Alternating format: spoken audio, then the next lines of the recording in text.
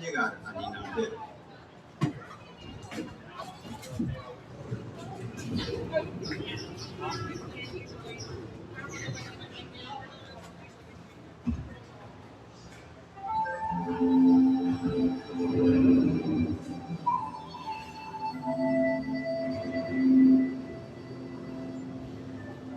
Welcome to a voyage of discovery and awareness of the richness, the diversity, and the often surprising nature of living with the land.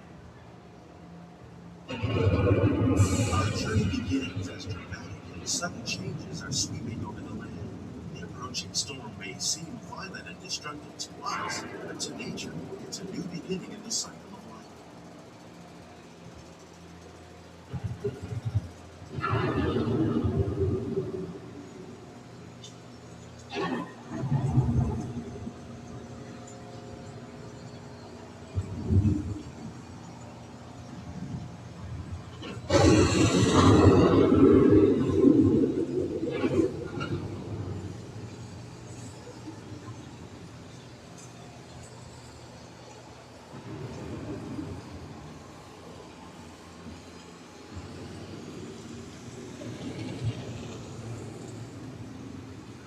Beneath the surface of the land, roots trap water from the flowing mud, extracting precious nutrients and minerals.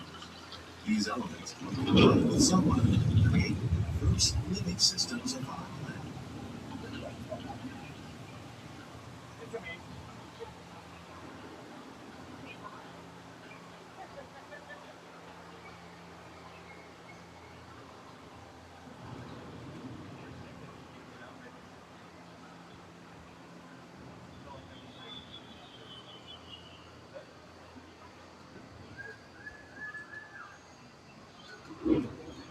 One of those living systems is the rainforest, home to the most amazing concentration of life on our planet. These dense and beautiful forests cover only a tiny portion of the Earth's surface, but they contain more than half of its plant and animal species. Rainforests are also extremely rich and productive living systems, providing us with oxygen, food, medicines, and other elements essential to our lives.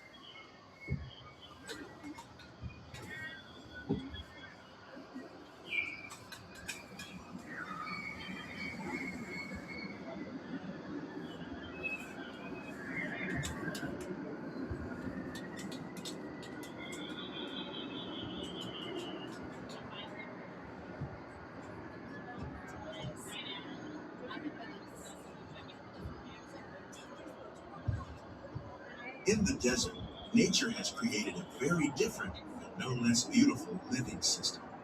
And while this arid landscape may seem lifeless, it is very much alive. The plants and animals that have learned to survive in these harsh conditions make use of what little water they can find and avoid the scorching rays of the relentless sun.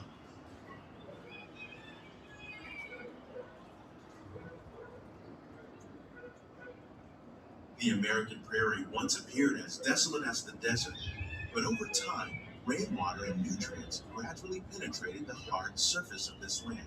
Even the hooves of the mighty buffalo helped create the rich soil that would one day become home to the American farm.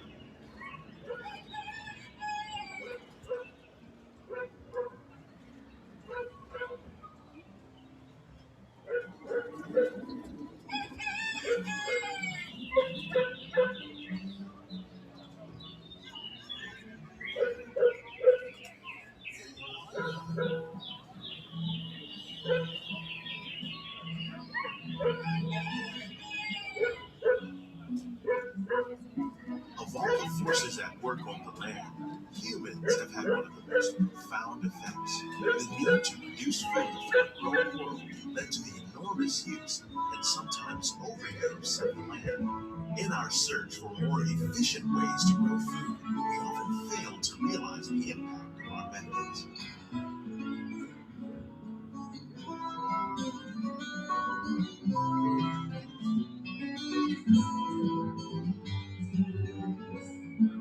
Today, we're learning to live with the land, discovering better ways to grow food that will assure both human and environmental well-being. In arid regions, we're learning to produce food on desert seacoasts by developing and planting crops that thrive on salt water. In Japan, we're learning that by mixing leaves and other living materials into our soil, we can make farmland more fertile without the need for chemicals. Here at Epcot, we're learning to reduce the need for chemical pesticides by breeding and using natural predators, like ladybugs and wasps, to control pests.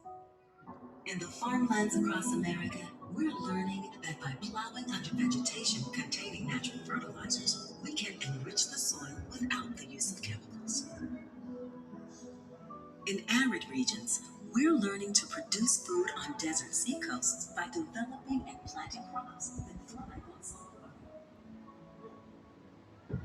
In Japan, we're learning that by mixing leaves and other living materials into our soil, we can. How will we meet tomorrow's growing needs for food production, yet still respect the needs of the land? Some of the answers are being discovered just ahead. To help us maintain these carefully controlled ecosystems, and for your safety, please remain seated in your boat at all times.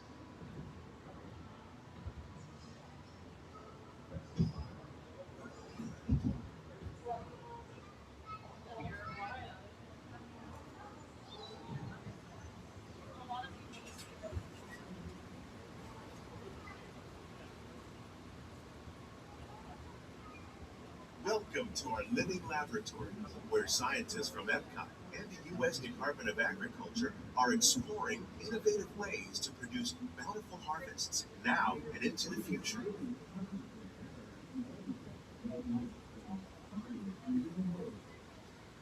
The tropics are home to the greatest diversity of plants on the planet. Many of these, like papaya, bananas, cacao, coffee, and rice, are well known around the world. These are just a few of the edible plants that have been an important source of nutrition for people living in the tropics. Many are rich in vitamins and minerals, while others are well adapted to growing in less than ideal conditions. Some, like the water lily, thrive in wet, swampy areas and waterways. All parts of this plant, even the flower petals, are edible. The starchy root of the plant has long been used to make flour for baking. Hidden Mickey. One day, many of these lesser known tropical plants may be as important as the bananas growing on both sides of the boat. More than 28 million tons of bananas are eaten annually, making it the most popular fruit in the world.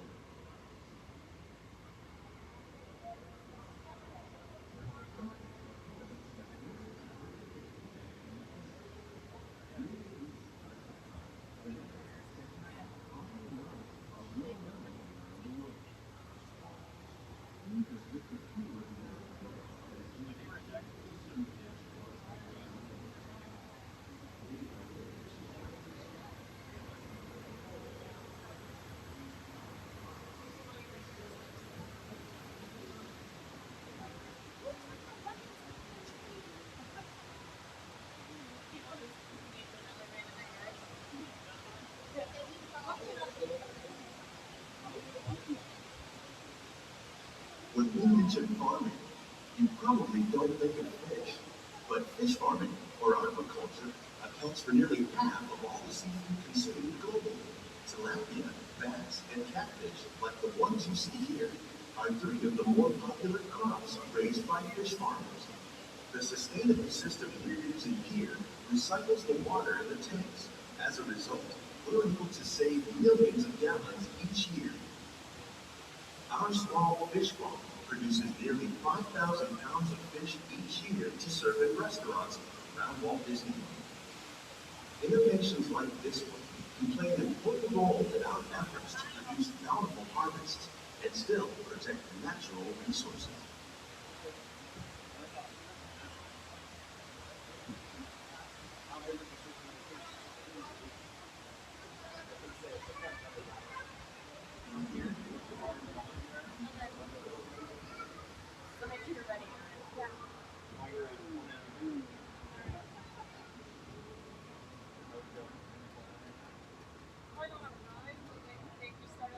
While there are more than 50,000 edible plant species in the world, most of us are only familiar with the handful that make up our everyday diet. The common grains growing here, wheat, maize, sorghum, and millet, plus rice, account for nearly two-thirds of our global food consumption. Learning how to increase yields of these staples is an important goal of research around the world.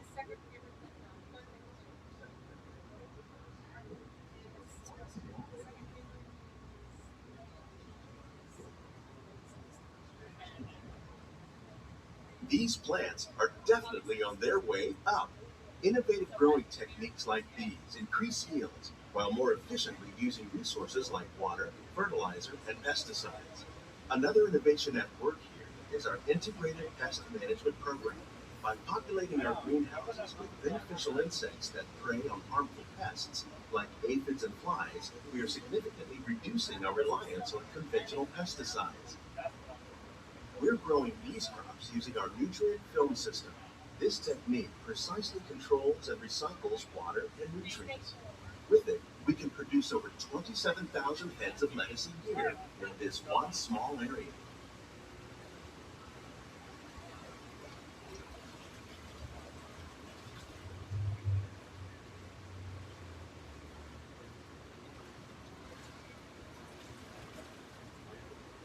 Some of our best ideas have been inspired by nature, like these fruit and vegetable trees. By growing these ground plants vertically, we can increase yields and better control diseases. These crops taste as good as they look.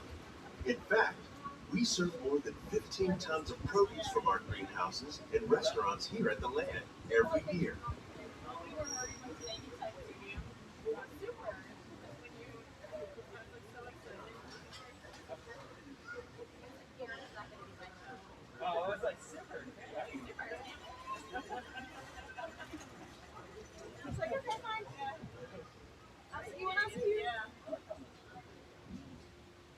The future of agriculture may include innovative ideas like this vertical growing system.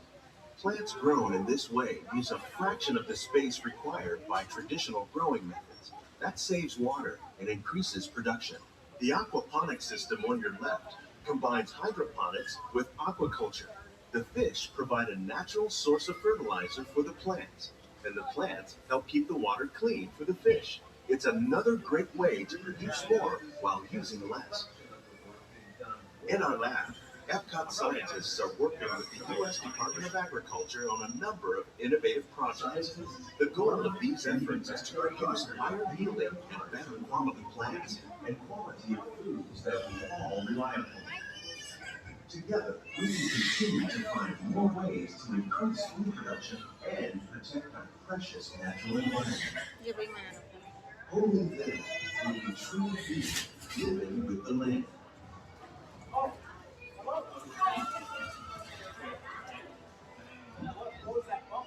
On behalf of Walt Disney World, we hope you enjoy this unique journey through our living laboratory. These greenhouses represent just a fraction of the work being done worldwide to produce bountiful harvests for our growing population. With the plants and growing techniques, scientists, farmers, and even backyard gardeners are doing their part to improve the quantity and quality of foods that we all rely upon. Together, we can continue to find more ways to increase food production and protect our precious natural environment. Only then will we truly be living with the land.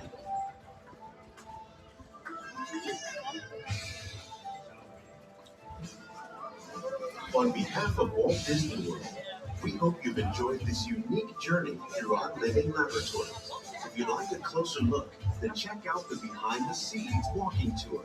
It's a chance for the whole family to get up close and personal with the plants and growing techniques in our laboratories. Please keep your hands and feet inside the boat and remain seated until the boat comes to a complete stop.